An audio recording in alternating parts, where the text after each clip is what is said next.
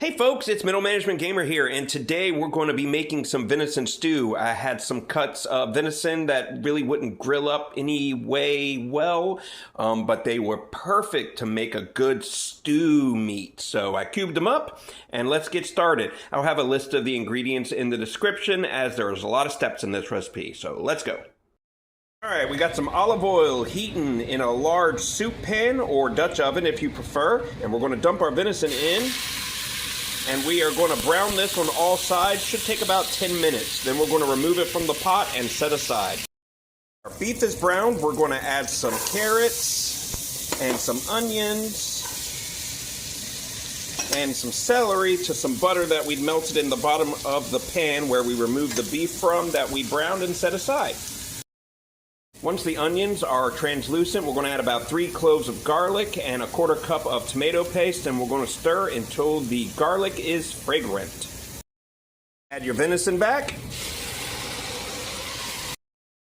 And add your 6 cups of beef broth.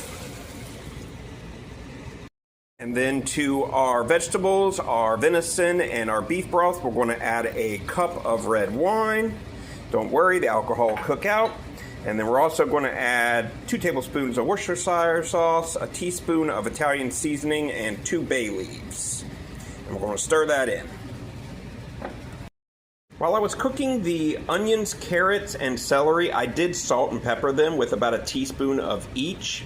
I forgot to mention that step while I was cooking it. I got above myself there.